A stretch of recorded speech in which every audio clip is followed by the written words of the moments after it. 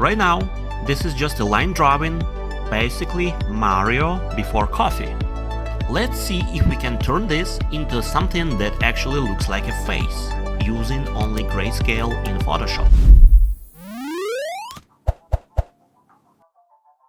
I always start from line art. It gives me a map of where everything should go. Then I block in a simple gray shape under the lines.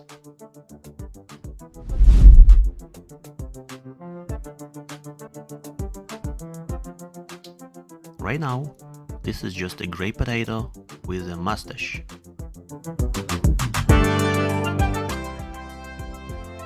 Alright, so at this stage I am not thinking about details at all. No wrinkles, no fancy shading, nothing like that. I'm just trying to establish the big shapes, light, shadow, and the overall volume of the head. Think of it like sculpting, but instead of clay, I'm just pushing pixels around. Usually I start darkening the edges a little bit. That helps the head feel more round instead of looking like a flat sticker. Because right now, this still looks like someone printed Mario on a potato. Now I'm placing a light source somewhere from the top.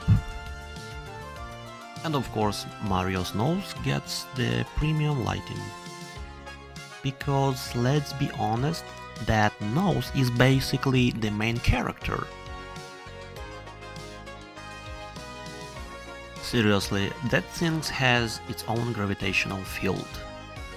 So naturally we get a shadow under it. Physics, even in Mario's universe. Now I'm slowly defining the cheeks.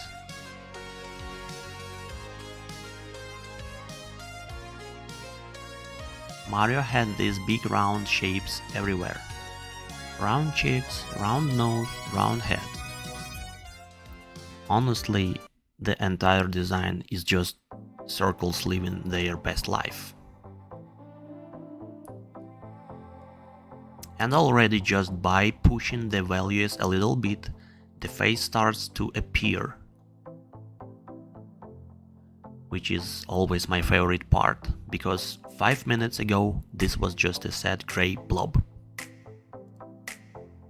Alright, at this point I'm actually going to hide the line art, because if the values are working properly, the drawing should still read without the lines. If it falls apart the moment I hide the line art, that means something is wrong. And that happens more often than I would like to admit. Now I'm moving on to the head. Same ideas here, I'm just building the volume using light and shadow. The top of the head catches more light, while the underside gets darker. The edges is especially important because it helps separate the head from the face. Otherwise, it just looks like Mario is wearing a grey pancake on his head. Now we get to the iconic part, the letter M, which is basically Mario's logo. I'm keeping the lighting consistent with the rest of the head. The little shadows around the letter help it feel embedded in the fabric. Even though this is still grayscale, you can already feel the material. Small shadows like this make a big difference. Without them, the M just looks like someone glued a sticker on the head.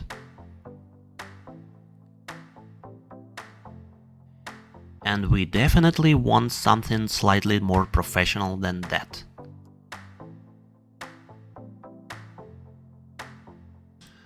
The letter M is actually giving me a bit of trouble here. I want it to be clearly visible, so I'm doing quite a bit of line work with a hard brush. Because this is not just a flat graphic, it's more like a stitched patch on the head, so it has a bit of thickness. To make that feel believable, I am playing with light and shadow around the edges where the letter meets the circular logo. Those small value change help give the M a sense of depth instead of looking like it's just printed on.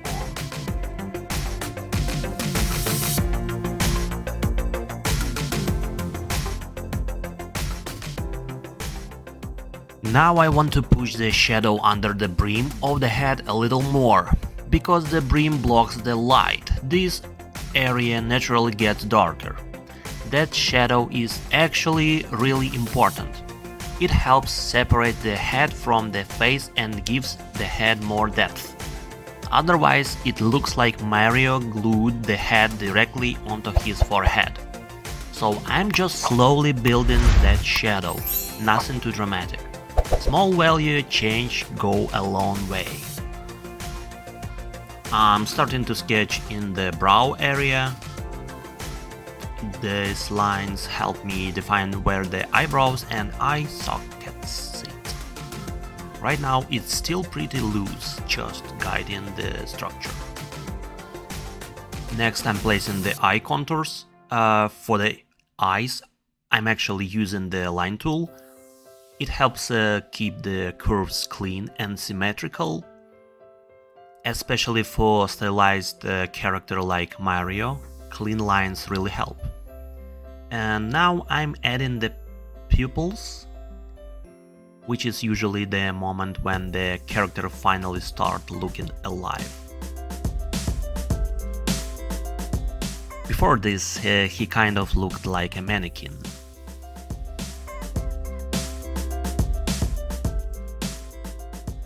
So I can start integrating the eyes into the shading. Just a little bit of shadow around them helps everything sit together. And now the face finally has somewhere to look. I want to clean up the shape of the nose a little bit. Mario's nose is a pretty important landmark on this face. Actually, it's the landmark. You could probably navigate the Mushroom Kingdom using this thing. To refine the contour, I am using the line tool again. It helps me get a cleaner, more controlled curve, especially for stylized shape like this. Once the contour is clearer, it becomes much easier to place the light and shadow correctly. And now the nose feels more solid, which is good, because this nose is basically carrying half the character design.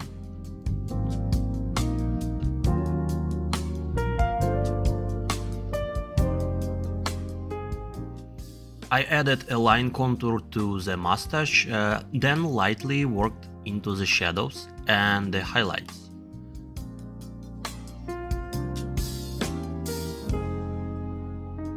I also emphasized the lid area of the ear, refining its shape a bit more.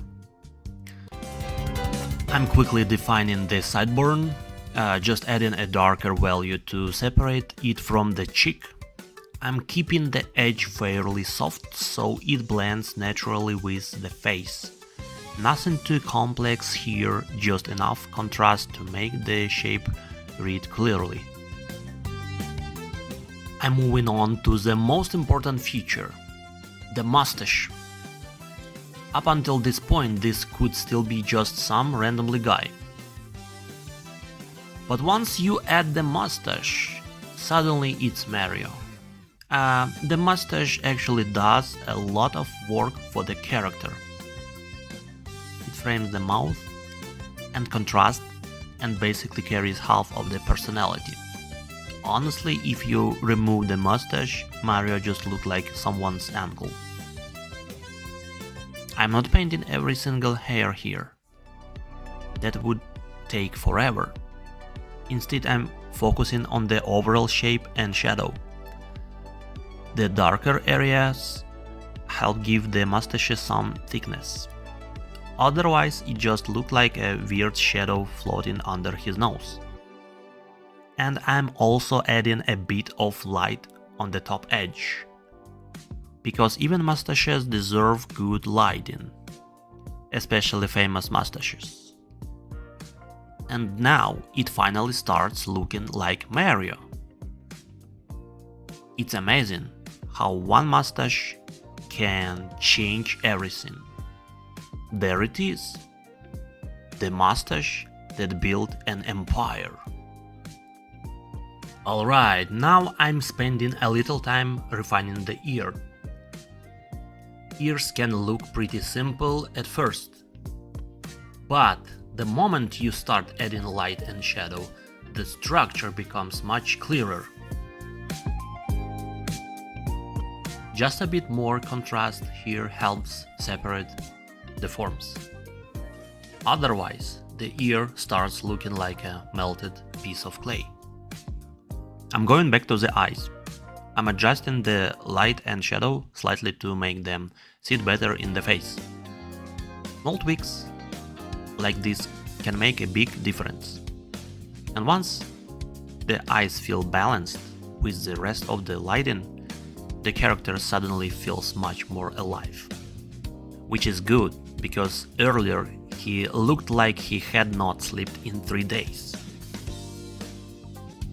I'm refining some of the shadows and highlights across the face. First, I am adjusting the values of the mustache, just pushing the shadows and highlights a bit more to give it some thickness. Then I'm doing the same on the letter M on the head, just refining the light so it reads a little clearer. I'm also strengthening the cast shadow from the brim of the head onto the forehead. That shadow really helps sell the lighting. Next, I am defining the shadow from the nose that falls onto the mustache. Small cast shadows like this add a lot of depth.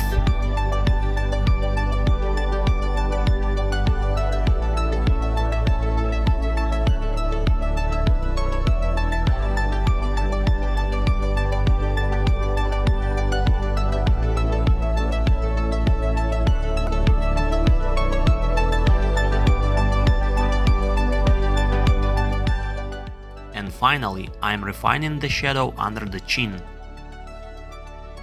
All these little adjustments helps bring the whole face together.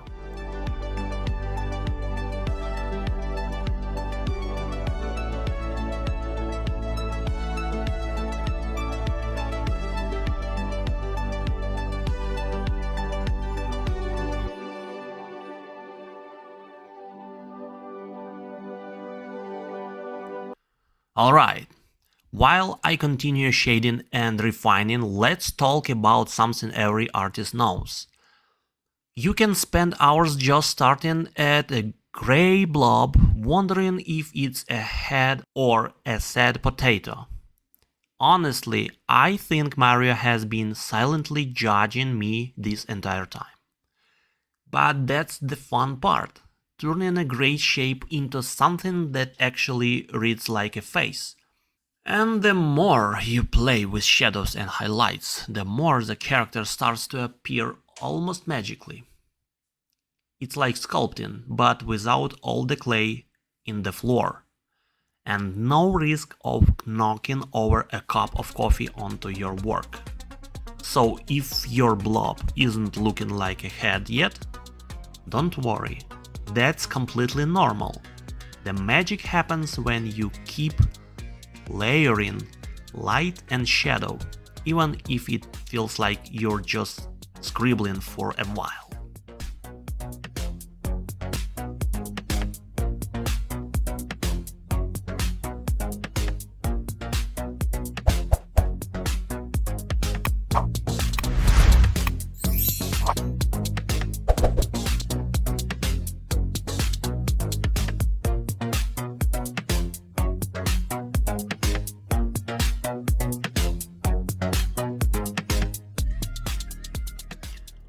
And there we go, a Grayscale Mario. No colors yet, but the form is doing most of the work. Which proves an important art lesson. Everything looks better once you add a mustache. If you enjoyed watching this, hit subscribe. Fearless.